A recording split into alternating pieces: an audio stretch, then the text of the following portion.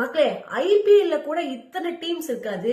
ஆனா தமிழ்நாட்டுல எலெக்ஷன் வர்றதுதான் வருது. அவன் நான் புது பார்ட்டியை கிரியேட் பண்ண போறேன்னு சொல்லிட்டு ஒரு நாளைக்கு ஒரு புது கட்சி வந்துட்டே இருக்கு. என்னமோ நேத்து வந்து பூ அதிமுக அப்படிங்கிற மாதிரி, புரட்சி அண்ணா திராவிட முன்னேற்ற கழகம் அப்படிங்கிற மாதிரி ஒரு கட்சியை கூட வந்து ஸ்டார்ட் பண்ணதான் நான் பார்த்தேன். ஃபர்ஸ்ட் ஆஃப் ஆல், கட்சினா என்ன, கட்சி எதுக்கானது, மக்களுக்கு என்ன மாதிரி நல்லது செய்யணும், கட்சியோட கட்டமைப்புகள் என்ன, கட்சியில யார் யார் இருக்கணும் அப்படிங்கிற ஒரு பேசிக் விஷயங்கள் கூட தெரியாம, நான் ஒரு பார்ட்டியில இருந்து பிடிக்கலன்னு சொல்லிட்டு பிரிஞ்சு போனா உடனே போய் நான் கட்சி ஆரம்பிக்கிறேன் அப்படின்னு சொல்லிட்டு புது கட்சி ஆரம்பிக்கிறாங்க.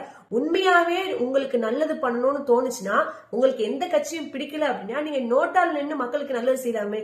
ஏன் யாரும் நோட்டா அப்படிங்கிற ஒரு விஷயத்துக்கு போக மாட்டேங்கிறீங்க? இது ஒரு பக்கம் இருந்தா, இந்த ஃபேக் ஐடி அப்படிங்கிறது, இந்த கருத்து சுதந்திரம் நிறைய பேசி என்ன ஆகுதுன்னா, ஃபேக் ஐடி அப்படிங்கிற விஷயம் நிறைய இன்க்ரீஸ் ஆயிடுச்சு.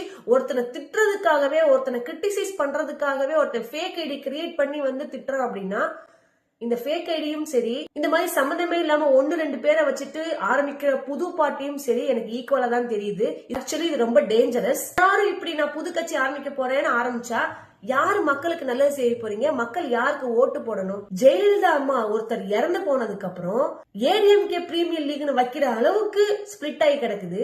நிஜமாவே மக்களுக்கு செய்யணும்னு தோணுச்சுன்னா நோட்டால நின்னு நோட்டால் செய்யுங்க.